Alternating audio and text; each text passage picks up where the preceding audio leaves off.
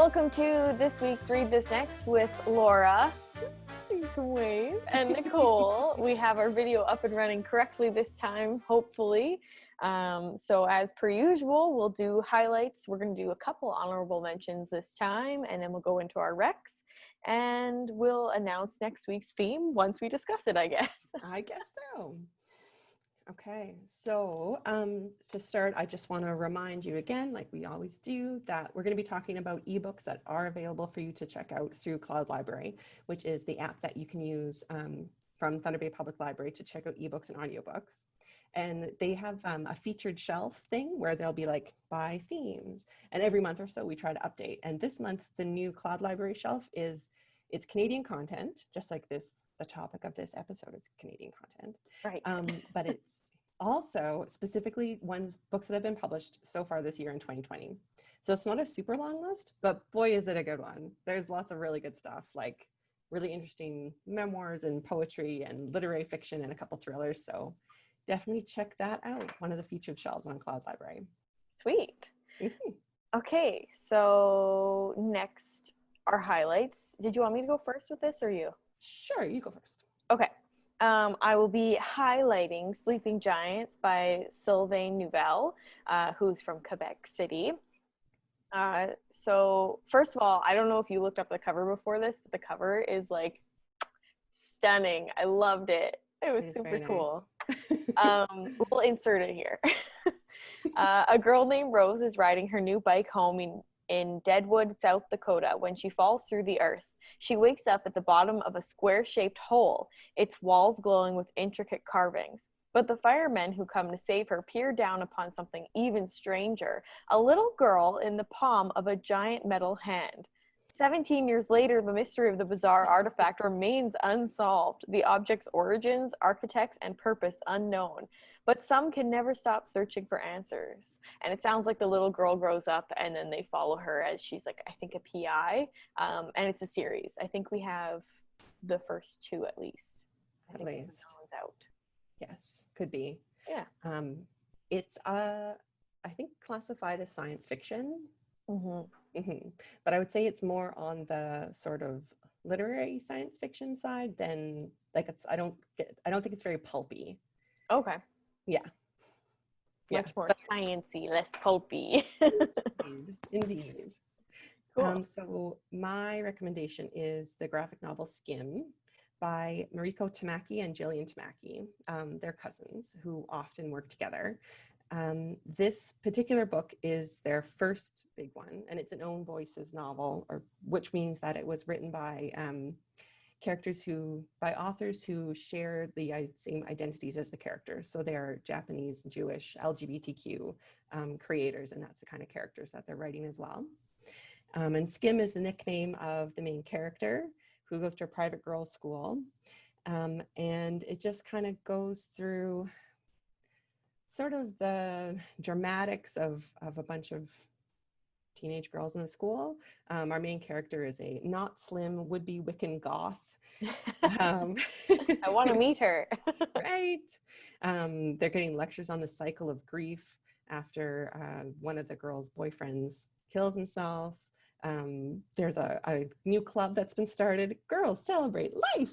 Exclamation point, to bolster school spirit. While Skim is dealing with some feelings of depression. It's a sort of sensitive exploration of being a teenager, but I don't think you need to be a teenager to enjoy the book. I think it might remind you of some of the overwhelming feelings when you were that age. Mm-hmm. The art's very sort of realistic look to the art. It doesn't look calm, what you might think of as comic-y. So if you haven't read a graphic novel before, or you've been kind of hesitant, this might be a good one for you to pick up. It certainly reads like a novel, like dealing with different personal issues. And the two of them have written lots of other really good books together and apart. I recommend Super Mutant Magic Academy, very funny. I've read their other one, Laura Dean Keeps Breaking Up With Me, and I think it just wasn't for me.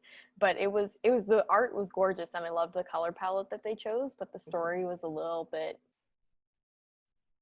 I don't know, maybe it's just because I'm not in high school anymore and it might be more beneficial to read if you are in high school. But yeah. Just didn't. Yeah, they wrote a book a couple of years ago called This One Summer, and it actually won the Newbery, I believe. Okay, that's the one with the two people, you can't see their heads and they're jumping in the water. Indeed. Love that. Indeed. So they've written some good stuff. Okay, do you want to do your honorable mentions? Yes, so honorable mentions, instead of doing a whole bunch of highlights, we're just going to kind of throw out some extra ones for you guys to possibly check out. We've got Wondrous Strange by Leslie Livingston, which I believe is a series as well. Crown of Feathers by Nikki Pau Prato. 15 Dogs by Andre Alexi, which maybe isn't so niche. Maybe it's pretty well known. It's pretty well known, but like, please read it. And Love from A to Z by S.K. Ali. And did you have any other ones that you wanted to add, or? No, like I said in the end of the last episode, when I was younger, I was really big into Canadian writers, but I was like big into the big names. I was all about like the early Margaret Atwoods and Carol Shields and Mordecai Richler and all that. Yeah. Now I like to seek out new things. Check out the books that are on that Cloud Library shelf, because I've selected all of those and they're good stuff. That's my honorable mention. Just another shout out for Cloud Library. Yeah, Laura picks out good books, so go read those books. Yeah. Okay. Next up, our Rex. I'm looking at this now and I'm like, is Kelly Armstrong niche anymore? Because when I first started reading her, like, she wasn't super well known. And I'm finding when people come into the library, they're still not familiar with her. I think maybe she might be more well known for her adult than her YA. Yeah. Okay. Perhaps. Okay, well, I'm working YA. Prolific. Like, she has written many, many books. So if you like some of them, you can read a ton more. Oh yeah. So this recommendation isn't for a specific one. It's for read everything Kelly Armstrong. She's got children's books. She's got YA books. She's got like over 20 adult books. It's incredible. But the one I want to specifically mention is the Darkest Powers trilogy, which is her first YA trilogy that she did, which is about a girl named Chloe who gets sent to a group home for troubled teenagers, essentially, but she finds out that this group home is actually for kids who have like not superpowers, like paranormal powers. So I know, and you're just I got so excited goodness. I almost pulled my headphones out. What? Have you not read this one? No. Okay, then I will not spoil anything. Oh my goodness, it's really good. So she goes to this, she thinks that she's completely normal, blah blah blah. All of a sudden she's in this group home, she meets a bunch of other kids and they're all like, we're not normal, and she's like, what? And then she finds out that she sees dead people, and then she finds out that she's like a necromancer. Not a spoiler, it's really cool because she's super confused about it the entire time. Sure, it sounds gross. Yeah, I mean, it freaks her out too. So, but yeah, it's a trilogy, and then it's interesting because all of her books are in the same universe. So, she's got her main adult Otherworld series, Women of the Otherworld, and these young adult ones exist in the same universe. So you'll hear like little mentions of like things that if you've read the adult ones, you can pick out like, hey, I remember that, but it's not integral to the story. I love that kind of thing. Oh, I know. It's just like, so good. Let's check in. How's my friend doing? Yeah. Oh, back in my universe. Love it. But yeah, it's really good. And again, read all her stuff because I read her adult stuff before her YA stuff, and is really good. Also, there's a TV show called Bitten. It's okay. Based on her books. Yeah, based on her adult ones. So okay. I don't know if I'd recommend it, but it's there if you'd rather watch a TV show instead of read a book. Sure. We're inclusive with our Rex. Mm-hmm. Absolutely. Okay, so my recommendation is a book that it's one of the ones from the Cloud Library shelf that was just published. Boy, is it great. It's a quick read, and it's really character based. So it's not so much that, I mean, things do happen, like there's plot that happens along, but really it's a lot of like in these characters' minds, and how what they're thinking about and how they're fitting together. And it's a book that's about friendship between these two artists. I'm going to read a little bit of the description. So, indie musician Neela Devaki has built a career writing the songs she wants to hear, but nobody else is singing. When one of Neela's songs is covered by internet artist Rukmini and becomes a viral sensation, the two musicians meet and a transformative friendship begins. But before long, the systemic pressures that pit women against one another begin to bear down on Neela and Rukmini, stirring up self-doubt and jealousy. With a single tweet, their friendship implodes, a career is destroyed, and the two women find themselves at the center of an internet firestorm. Oh. Yeah, so that's the subtweet that was mentioned there. So it kind of, it's a book that really addresses so many things that are going on right now. Like, you know, they're very much on social media. It looks at like appropriation, like who gets to tell these stories. There's stuff about colorism. Who are you creating the art for, right? And when are you exploiting your culture, and when are you sharing your culture, and who gets to make that decision? And the sort of, I can only speak to female friendships, but there's often an element of like competition, where you're pushing yourself and you're proud of what the other person's accomplishing, but there can also be this, like, you wish you were able to reach that yourself. And it really digs into that sort of toxic jealousy and where that can come from.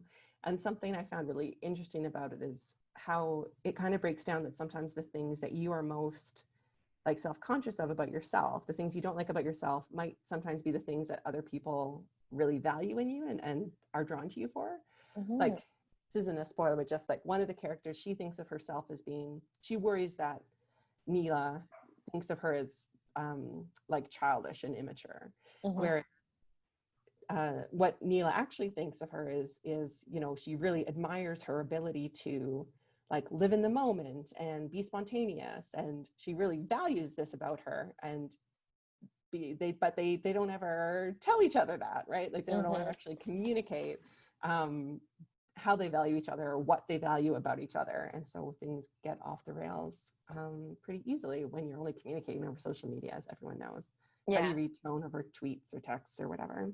Yeah, there's so much. What are they? It's a 30% of what you hear in a person is 70% of what a conversation is body language. And like in a tweet, you only got 140 it's actually more now, isn't it? 280, I believe. Still. Outdated. Still limited number of characters. And it's really centered in the South Asian Canadian experience. Like that's a huge integral part of the story. And I feel like you could, if you're someone who enjoys reading about friendships, it's really an amazing read. If you're an artist or any kind of creator who's struggled with, you know, how to create, what is selling out, you know, what does that mean? It really digs into those sort of questions.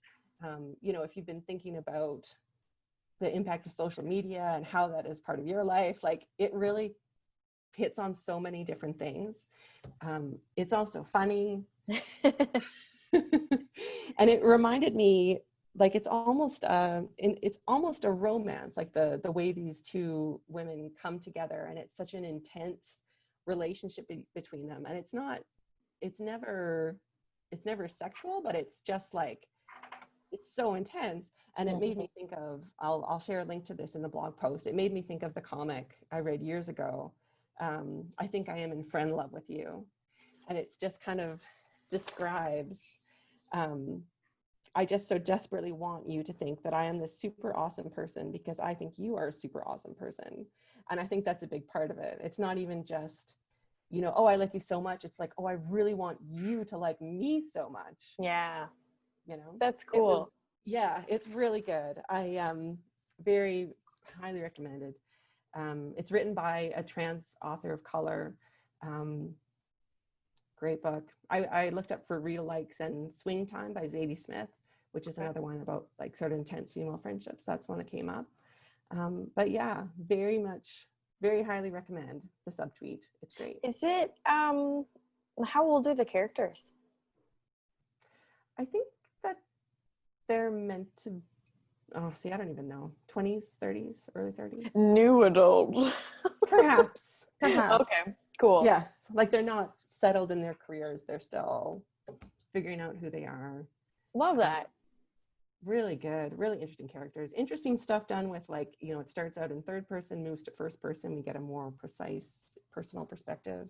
Anyway, highly recommend. Very good book. Can't wait. I feel like every week I come out with a new, like, I find a new one. I'm still reading Warm Bodies. And I'm like, I have so many more I have to catch up on. This isn't good. I love this program, but it's not good for my reading list. That's fair. Yeah. Mm-hmm. Yeah. It just keeps, but I mean, the to reads list keeps growing, right? Mm-hmm. I have on my Goodreads account, there's like the to reads and the read.